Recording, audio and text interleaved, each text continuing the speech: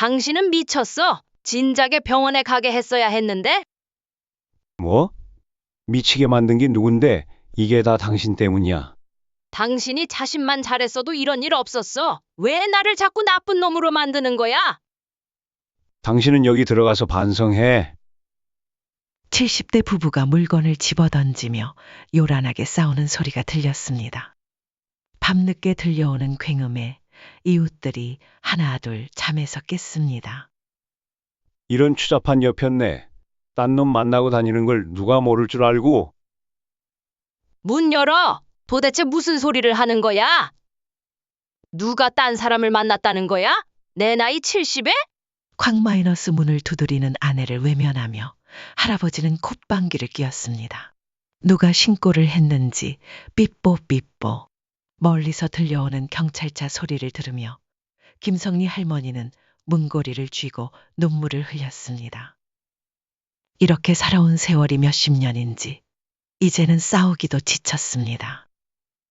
처음 만났을 때부터 남편이 어떤 사람인 줄 알고 있었습니다. 김씨 할머니와 남편은 40년 전에 처음 만났습니다. 동네 사람의 중매로 만나게 되었고 그 시작은 평범했어요. 미운 곳 없이 대체로 다정한 남편이었습니다. 하지만 딱 하나 특이한 구석이 있었어요. 신혼 때 시어머니를 모시고 살았는데 남편이 유독 시어머니께 차갑게 구는 것이 이상했습니다. 어머니 여기저기 다니지 마시고 그냥 집에 계세요. 그런데 왜 가시는 건데요? 뭐 좀 사러 가는 거야? 아무것도 하지 마시라고요. 이제 용돈 안 드릴 테니 그런 줄 아세요. 약장수를 쫓아다니던 시어머니를 남편은 심하게 나무랐습니다. 나이든 양반이 그것 외에는 큰 낙이 없을 듯한데 심하게 다그치는 모습이 안쓰럽게 느껴졌습니다. 당신 왜 그렇게 어머니한테 뭐라고 하는 거야? 너무 미워하는 것 같아. 그냥 어머니만 보면 화가 나. 그러자 남편이 어릴 적 이야기를 들려주었습니다. 남편이 국민학교에 다니던 시절 시어머니가 유부남과 바람이 나서 남편을 버리고 도망갔다고 했습니다. 그때 시아버지는 병이 나 쓰러지셨고 시어머니와 바람났던 유부남이 가정으로 돌아가는 바람에 시어머니도 다시 집으로 돌아오게 되었습니다. 시아버지는 쓰러지신 뒤 자리를 털고 일어나지 못하셨고 몇 년 뒤 그렇게 누워서 돌아가셨다는 말을 듣고 김 씨는 남편을 어느 정도 이해하게 되었습니다. 시어머니의 외도로 가정이 파탄나고 불행한 어린 시절을 보냈다는 남편. 그래서 그렇게 구박을 받으면서도 시어머니는 남편에게 한마디도 제대로 하지 못하는 듯 했습니다. 그래도 오래전 일인데 너무 그러지 마. 알았어. 당신이 그렇게 말하니까 노력해 볼게. 그럴 기회는 시어머니가 돌아가시면서 금세 사라지고 말았지만 그렇게 오랫동안 원망했던 어머니도 아내의 말에 용서해 보겠다고 할 정도로 남편은 김 씨에게 참 다정한 사람이었습니다. 이때까지만 해도 김 씨는 남들처럼 평범하게 살아갈 줄 알았습니다. 얼마 지나지 않아 아이를 낳았고 김 씨는 집에서 아이를 돌보았으며 남편은 꾸준히 직장을 다녔습니다. 하지만 아이가 어느 정도 자라갈 무렵 남편이 다니던 회사가 부도가 났습니다. 밀린 월급은 어떻게 되는 거야? 분위기를 봐서는 받을 수 있을 것 같지가 않아. 벌써 4개월째야 월급이 없어진 지. 곧 거리에 나앉게 생긴 참이었어. 그럼 어서 빨리 다른 일을 찾아봐야지. 그래야지 우리 애를 굶길 순 없잖아. 아무래도 이제는 나도 일을 해야 할 것 같아. 여보, 당신까지 그럴 필요 없어. 돈은 내가 벌어올게. 당장 목구멍이 포도청인데 내가 집에 있을 순 없잖아. 그래도 얼마 전 예전에 다니던 회사 상사에게 연락해 봤습니다. 다시 일할 수 없겠냐고 조심스레 부탁했더니 일손이 부족하니 도와줄 수 있다는 대답을 들었습니다. 결혼 전 다니던 직장과 연락이 닿아 마침 다시 일을 하려던 참이었던 김 씨에게는 천운 같은 일이었죠. 남편도 새로운 직장을 구해야 했기에 김 씨라도 하루빨리 일을 시작해야 했습니다. 그때 김 씨의 나이는 30대 후반이었고 남편은 몇 달간 백수 생활을 이어갔습니다. 여보, 나 다녀올게. 집에 있을 거야? 아니, 나도 나가봐야지. 남편은 점점 무기력해져 갔고 반면에 김 씨는 바깥 생활을 하면서 활력을 되찾아갔습니다. 오늘도 늦어? 요즘 좀 바쁘네. 그러면 그때 그 동료랑 같이 일하는 거야? 그렇지. 그리고 어느새부턴가 남편은 직장 동료와 김 씨 사이를 의심하기 시작했습니다. 너무 둘이 붙어 다니는 거 아니야? 붙어 다니긴. 일하는 건데? 그때 보니까 당신을 보는 눈빛이 좀 이상했어. 예전에 김 씨를 데리러 왔다가 직장 동료와 마주친 적이 있었고 그날 이후로 남편은 종종 그 이야기를 꺼내곤 했습니다. 이상하긴. 별 걱정을 다 한다. 무슨 회사가 둘만 있어? 다른 사람들도 있어. 왜 그래? 또 당신이 신경 쓰게 하잖아. 그냥 돈 벌러 갔다 온다는데 왜 그러는 거야? 차라리 다른 직장으로 옮겨. 말도 안 되는 억지를 부리는 남편에 김 씨도 화가 치밀었습니다. 지금 당장 어떻게 새로운 일을 구해? 이 나이에 여기 다시 들어온 것도 운이 좋았던 건데. 그러면 돈은 누가 벌어? 지금 나 돈 못 번다고 무시해? 그런 말이 아니잖아. 그러자 남편이 옆에 있던 서랍장을 발로 걷어찼습니다. 그러니까 더 수상한 거 알지? 아니 도대체 항상 뭐가 수상하다는 거야? 이제 그만 좀 해. 나 늦었어. 갔다 올게. 기분이 좋지 않아 하루 종일 일도 제대로 되지 않았습니다. 진짜 그런 일이 있었으면 억울하진 않을 텐데. 직장에 다니기 시작한 뒤로 남편은 끊임없이 김 씨를 의심했습니다. 그리고 그날 저녁 일을 마치고 나오는데 직장 동료가 말했습니다. 성래 씨, 오늘 집사람이 데리러 온다는데 가는 길에 내려줄게요. 아니에요. 이 근처라서 금방 걸어가요. 늦게까지 해서 피곤할 텐데 그냥 타고 가세요. 아이, 괜찮은데. 어차피 가는 길인데요, 뭐. 그때였습니다. 검은 인형 같은 그림자가 빠르게 다가오더니 순식간에 직장 동료의 얼굴을 후려쳤습니다. 동료가 바닥에 쓰러졌고 김 씨는 비명을 질렀습니다.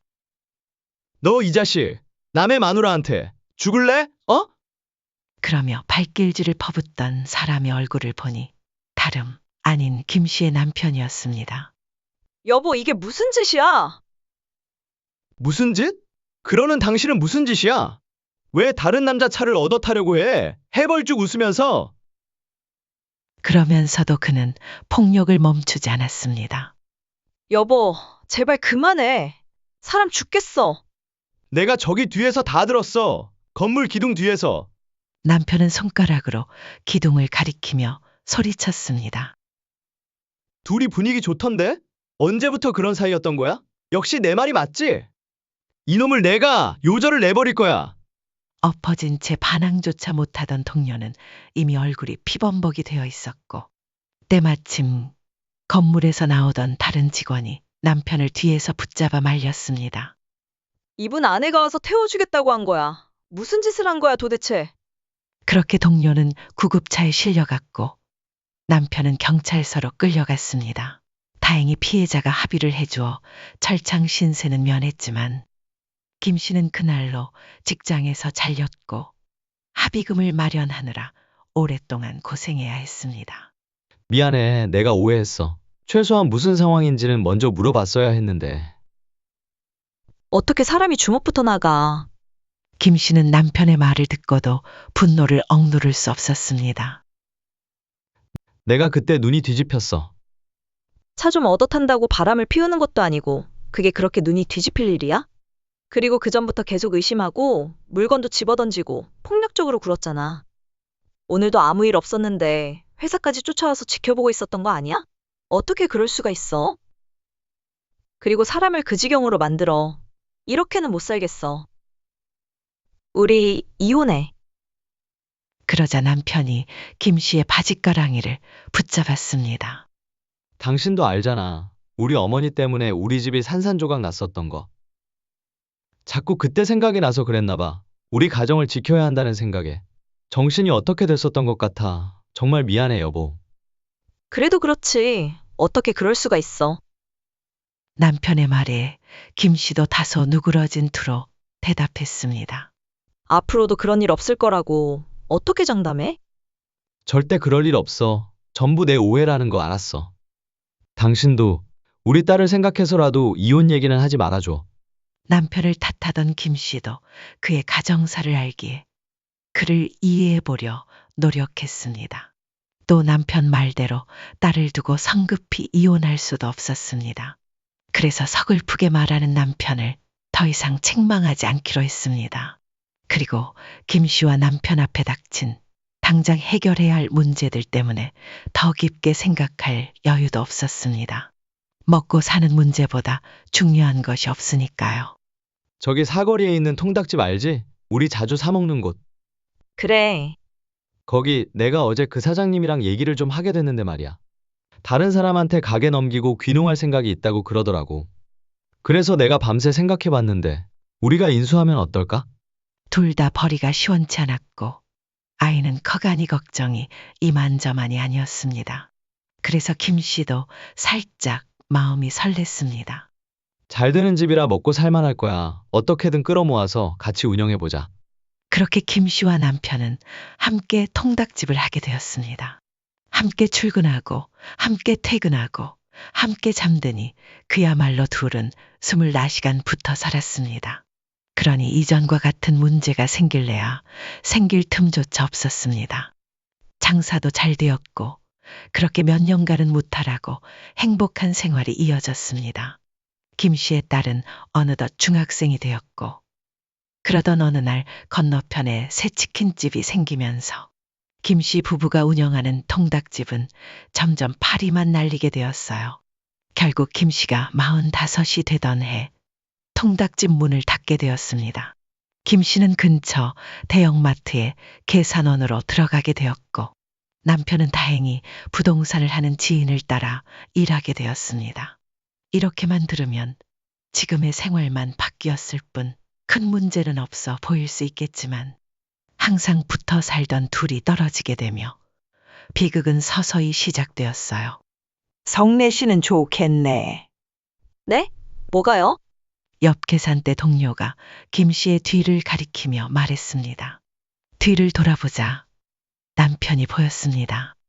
오늘도 성래 씨 보러 여기 온 거 아니야? 어떻게 매일같이 와? 진짜 부인을 사랑하나 보다. 마트에 취직한 뒤로 남편은 하루도 빠지지 않고 김 씨를 찾아왔습니다. 부동산 일 특성상 비교적 시간이 자유롭다 보니 시도 때도 없었습니다. 하루에 단 1분이라도 얼굴을 보고 돌아갔죠. 지극정성이야. 정말 부럽다. 우리 남편도 저거에 반만 닮았으면 좋겠네. 김 씨는 어색하게 웃었습니다. 하지만 실상은 보여지는 것과는 조금 달랐습니다. 그날 퇴근 후 집에 돌아가자 남편은 술에 취해 있었습니다. 너 계산대 앞에서 그 새로 들어온 놈이랑 노닥대는 거 다 봤다. 둘이 무슨 얘기했어? 이래서 내가 안 갈 수가 없잖아. 또 무슨 소리야. 그리고 당신은 일 안 해? 왜 자꾸 마트에 오는 거야? 당신 때문에 일을 못 하잖아. 그게 왜 내 탓이야? 당신 분명히 안 그러겠다고 해놓고 왜 또 그러는 거야? 이번에 마트에 새로 들어온 직원은 김 씨와 비슷한 또래였고 신입이라 업무를 알려주느라 다른 사람들보다 대화를 자주 하게 된 건 사실이었습니다. 왜 또 이혼하자고 하게? 언제적 얘기를 하고 있어? 당신이 언제든 날 떠날 생각을 하고 있으니까 내가 불안해서. 그럴 수밖에 없는 거 아니야. 그러니까 내가 왜 떠난다고 생각을 하냐고. 당신 때문이야. 안 그러면. 남편은 김 씨가 마트에 다니기 시작한 이후로 늘 불안해했습니다. 술을 마시면 항상 같은 레파토리로 아내를 몰아붙였고 김 씨는 점점 지쳐갔습니다. 제발 그만 좀 해. 지친다. 지쳐. 지금 나한테 지친다고 했어? 만취한 채 말꼬리를 잡고 늘어지는 남편을 김 씨는 더 이상 감당할 수 없었습니다. 그리고 다음 날이면 어김없이 고개를 숙이고 사과했죠. 미안 여보, 내가 그러면 안 되는데 욱하는 마음에 그랬어. 둘이 너무 친해 보여서. 하나도 안 친해. 이 얘기 말고 할 말이 뭐가 있다는 거야. 알았어, 이제 정말 안 그럴게. 그날 김 씨는 조심스레 말을 꺼냈습니다. 나 오늘 회식 가야 해. 당신 때문에 매번 빠졌는데. 이번엔 정말 참석해야 돼. 거기는 쫓아오고 그러지 마. 창피해. 살 수가 없어. 알았어, 대신 어디서 하는지만 알려줘. 그래야 안심을 하지. 약속을 단단히 받고 출근한 김 씨는 일을 마친 후 다른 직원들과 함께 식사를 하고 있었습니다. 식사 자리는 평범한 분위기였고 시간이 늦자 몇몇은 먼저 집으로 돌아갔습니다. 여자 직원 2명이 함께 화장실에 가는 바람에 그 자리에 남은 건 김 씨와 남자 직원 1명뿐이었죠. 그때였습니다. 내가 이럴 줄 알았다. 갑자기 나타난 남편이 김 씨의 뺨을 세차게 내리쳤습니다. 순간 주변이 얼어붙었고 사람들은 혼비백산에 남편을 붙잡고 말렸습니다. 뭐? 회식? 내가 혹시나 해서 와봤는데 남자랑 술 마시면서 회식한다고 뻥을 쳐? 자세히 보았다면 둘만 있던 자리가 아니었음을 알 수 있었겠지만 눈이 벌게진 남편의 눈에는 그 어떤 설명도 들어가지 않았습니다. 그는 김 씨 옆에 앉아있던 남자 직원을 손가락으로 가리키며 위협했습니다. 너야! 이 자식이랑 같이 있었던 거잖아. 여보, 왜 이래? 회식한다고 했잖아. 뺨을 맞고 충격에 굳어있던 김 씨가 서둘러 남편을 말렸습니다. 내가 또 그 말을 믿을 줄 알고? 남편은 테이블 위에 있던 그릇이며 컵이며 모두 쓸어내렸고 요란한 소리를 내며 식당 바닥으로 떨어졌습니다. 식당 안은 순식간에 난리가 났고 결국 경찰까지 출동하게 되었습니다. 화장실에 갔던 여직원 2이 돌아오고 식당 주인도 나서서 증언해 주어 남편의 오해임이 밝혀졌지만 김 씨에게는 씻을 수 없는 상처가 남았습니다. 당신한테 손찌검을 하다니 내가 죽일 놈이야. 남편은 또다시 싹싹 빌며 어릴 때 상처가 아직도 남아서 그렇다. 당신이 예전에 이혼하자고 했던 말이 늘 가시처럼 남아서 그랬다는 둥. 늘상하던 변명을 늘어놓았지만 김 씨의 마음은 이미 다쳐버렸습니다.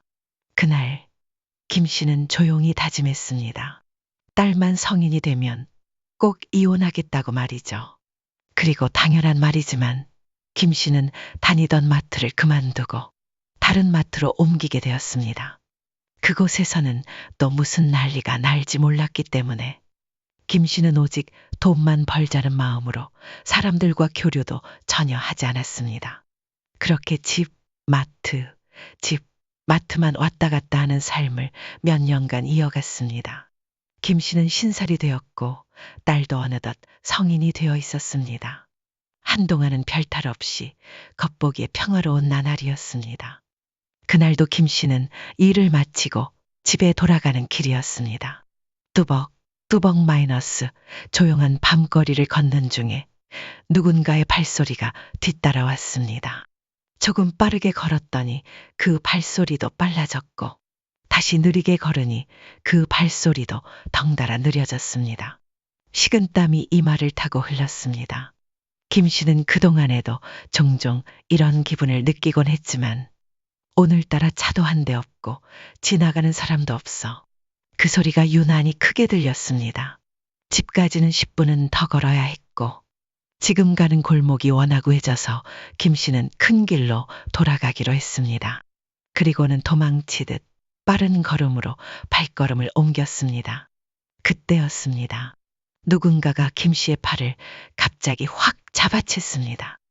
깜짝이야. 누구세요? 여보, 나야, 나연아. 김 씨의 남편이 그녀의 팔을 붙들고 서 있었습니다. 어딜 그렇게 급히 가는 거야? 집에 안 가? 김 씨는 안도하며 한숨을 쉬었습니다. 놀랐잖아. 누가 쫓아오는 줄 알고 큰 길로 나가려던 참이었어. 무서워서 죽는 줄 알았어. 그러자 남편은 김 씨의 어깨를 다정히 감싸며 웃었습니다. 그때 김 씨는 몰랐습니다. 며칠 뒤 그녀가 오랜만에 친정엄마를 만나러 가게 될 줄은요. 나 엄마 좀 만나고 올게. 근처에 오신 김에 뭐 좀 주고 간다 해서. 그래, 잠깐 나갔다 와. 당신은 언제 출근해? 나도 지금 나갈 거야. 김 씨와 남편은 나란히 길을 나섰습니다. 갈림길에 이르러 김 씨가 말했습니다. 서울 국밥집에서 만나기로 했어. 거기서 밥 먹고 들어갈게. 알았어, 다녀와. 그렇게 남편은 출근을 했고 김 씨도 10분 정도 걸어 나가다가 문득 친정엄마에게 드리기로 했던 반찬통을 놓고 온 것이 기억났습니다. 아이고, 내 정신 좀 봐. 김 씨는 다시 왔던 길을 되돌아 걷기 시작했습니다. 얼른 돌아가서 가져오기만 하면 약속 시간에 늦지는 않을 터였습니다. 그렇게 김 씨는 서둘러 집으로 되돌아와 반찬통을 챙기려 했습니다. 그런데 남편이 따라 들어왔습니다. 여보, 출근 안 하고 왜 다시 왔어? 내가 이럴 줄 알았어. 나 출근하면 이 집에서 무슨 짓을 하려고? 뭐? 나 따돌리려고 장모님 만나는 척한 거지? 누가 오기로 했길래 그렇게 급히 돌아와? 김 씨는 어이없다는 듯 남편을 바라보았습니다. 또 무슨 말을 하는 거야? 내가 급히 돌아온 건 어떻게 하는 건데? 어떻게 아냐고? 뒤에서 다 지켜봤으니까 알지. 요즘 낌새가 이상했어. 지난밤에도 집에 걸어가다가 다른 데로 새려고 했었잖아. 내가 그때 아는 척 안 했으면 어디 가려고 한 거야. 그 말에 김 씨는 소름이 돋았습니다. 지난밤 자신을 따라오던 발소리, 그게 남편이었다는 걸 그제야 눈치챘습니다. 김 씨는 떨리는 목소리로 말했습니다. 설마 당신 그동안 나 미행한 거야? 캥기는 게 있으니까 그렇겠지. 장모님이 왔다고 하질 않나? 이 집에서 잘도 추잡한 짓을 하려고 했겠다. 당신 정말 소름 끼친다. 그동안 그 버릇 고친 줄 알았더니 그냥 날 따라다니면서 늘 지켜보고 있었던 거구나. 미쳤어. 뭐? 미쳐? 네가 미쳤잖아. 또다시 근거 없는 의심으로 김 씨를 몰아붙이는 남편. 김 씨는 더는 참을 수 없었습니다. 진짜 당신하고는 못 살겠다. 이제 진짜 갈라서자. 그래, 그럴 줄 알았어. 남자가 있으니까 이혼하자는 거잖아. 도대체 누굴 말하는 거야? 한 번이라도 내가 그런 적이 있어? 진짜 이렇게는 못 살겠어.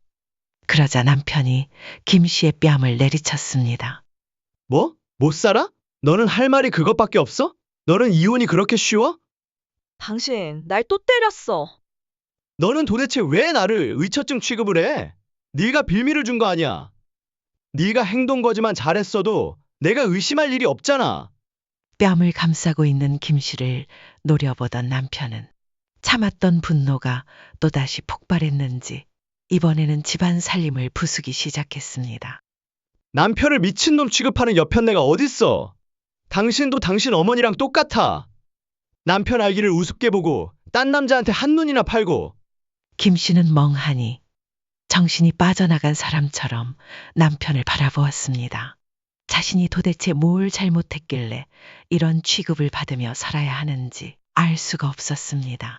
그때 꼭 이혼했어야 했는데 한참이 지나도 딸이 집에 돌아오지 않자 걱정된 친정엄마가 전화를 걸었고 그 전화를 받고서야 남편은 또다시 싹싹 빌기 시작했습니다. 당신 그거 정말 병이야. 미안해. 병 걸린 사람 도와준다 생각하고 한 번만 봐줘. 당신을 너무 사랑해서 그런 거야. 나를 너무 사랑한다는 사람이 그렇게 의심하고 때려? 이게 처음도 아니잖아. 의심하는 것까지는 그래, 내가 100번 양보해 참는다 쳐. 근데 나를 때리는 남자랑 내가 어떻게 살아갈 수가 있겠어? 내가 미쳤었어. 애를 봐서라도 마지막 기회를 줘. 제발. 애가 당신 잘못할 때마다 막아주는 방패야? 그러면 내가 무서울 줄 알아? 남편이 울며 매달리듯 말했습니다. 이제 정신 차리고 살게. 의심하지 않고 가정에 충실히 살게. 정말이야 여보, 마지막이야. 그 이후로 그렇게 마지막 기회를 여러 번 주며 살아온 세월이 벌써 20년이 넘었습니다. 김 씨는 이제 70살이 되었습니다. 그간 김 씨는 한 직장을 2년 이상 다닌 적이 없었습니다. 남편의 의심병 때문이었죠. 너 죽네. 나 죽네. 가방 싸들고 나가고 돌아오기를 수없이 반복했습니다. 이제는 지긋지긋했던 그 남자와 연을 끊어도 이상할 것 없는 세월이었지만 한 번 의심이 들면 미친 듯이 사람을 괴롭히는 그 병은 아내가 이른이 된 지금까지도 여전했습니다. 이 밤에 나 없는 틈을 타서 어딜 갔다 와? 희진이네 다녀왔어. 딸에게 갔다 왔다는 말에 남편은 식탁 위에 있던 물병을 집어 던졌습니다. 연락도 없이 이 시간에? 하필 내가 늦게 들어온다고 한 날에? 갑자기 연락이 와서 어쩔 수 없었고 전화했는데 안 받았잖아. 문자도 남겼고. 남편의 휴대폰은 배터리가 없는지 꺼져 있었습니다. 그걸 나보고 믿으라는 거야? 어떤 놈 만나고 온 거야? 어떤 놈이라니? 여보, 도대체 내가 어딜 가서 누굴 만나? 다 알고 있어. 이제 내가 나이 들고 힘없다고 딴 놈이랑 살림 차리려는 거 아니야? 당신이 나이 들고 힘없으면 나도 똑같아. 제발 그만할 수 없어? 그러자 남편은 더욱 씩씩대며 소리쳤습니다. 내가 모를 줄 알고?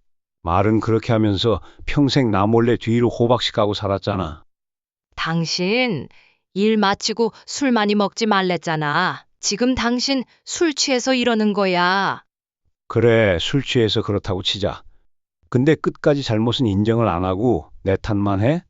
그리고 또다시 남편의 손이 날아왔습니다. 그건 종종 있었던 일이었습니다. 한 번, 두 번. 처음엔 우발적인 줄 알았고 나중엔 술 탓이라 믿었습니다. 그러나 이제는 확실했습니다. 술 마신 날이면 남편은 김 씨에게 손을 들었습니다. 그건 습관이 되어버린 폭력이었습니다. 당신은 미쳤어. 진작에 병원에 가게 했어야 했는데. 다 내가 미련한 탓이야. 내 팔자야. 뭐? 미치게 만든 게 누군데? 이게 다 당신 때문이야. 당신이 처신만 잘했어도 이런 일 없어. 왜 나를 자꾸 나쁜 놈을 만드는 거야? 당신은 여기 들어가서 반성해. 남편은 김 씨를 안방에 밀어넣고 문고리를 고정시켰습니다. 밖으로 나올 수 없게 막아버린 것이었죠. 이런 추잡한 여편네. 나이 먹고 남자 만나고 다니는 걸 누가 모를 줄 알고. 문 열어. 도대체 무슨 소리를 하는 거야? 누가 딴 사람을 만났다는 거야? 내 나이 70이야. 쾅쾅 울면서 문을 두드리는 아내를 외면하며 남편은 콧방귀를 뀌었습니다. 발레 빼도 소용없어. 누가 신고를 했는지 삐뽀삐뽀 멀리서 경찰차 사이렌 소리가 들려왔습니다. 김성리 할머니는 문고리를 쥔 채 눈물을 흘렸습니다. 이렇게 살아온 세월이 몇십 년인지 이제는 싸우기도 지쳤습니다. 그래. 당신 마음대로 생각해. 왜 내가 이 나이 먹고도 이렇게 살아야 하는지 모르겠다. 한참을 문을 두드리던 김 씨는 결국 포기하고 주저앉았습니다. 딸도 시집간 지 오래고 늙어가는 영감이 불쌍하다는 생각에 끝내 헤어지지 못한 자신이 어리석다고 느끼면서도 함께 산 잘못도 있다는 듯 체념하고 말았습니다. 이러던 남편은 분명 다음날 아침이 밝으면 또다시 잘못했다며 빌겠죠. 그리고 김 씨는 그가 변하지 않을 걸 알면서도 또다시 그 말에 속아 넘길 것입니다. 수십 년간 반복되어 오던 일이었어요. 딸도 지켜보며 이혼을 권했지만 그걸 남편이 순순히 받아들일 리 없었습니다. 경찰이 현관문을 두드리는 소리가 점점 가까워지고 있었습니다. 김성리 할머니는 그 소리를 들으며 조용히 체념했습니다. 김성리 할머니의 사연은 여기까지입니다. 수십 년을 참고 살아온 할머니의 인생, 여러분은 어떻게 보셨나요? 폭력과 의심, 감시 속에서도 가정을 지켜보려 했던 김씨 할머니. 그 선택이 과연 옳았던 걸까요? 여러분이라면 어떤 선택을 하셨을지, 혹은 김씨 할머니가 어떻게 행동했으면 좋았을지, 지혜로운 의견을 댓글로 남겨주세요. 안타깝지만 현실적인 이야기, 그리고 많은 이들의 마음을 울리는 사연이었다면 구독과 좋아요도 꼭 부탁드립니다. 다음 시간엔 또 다른 인물의 진솔한 이야기로 찾아올게요. 감사합니다.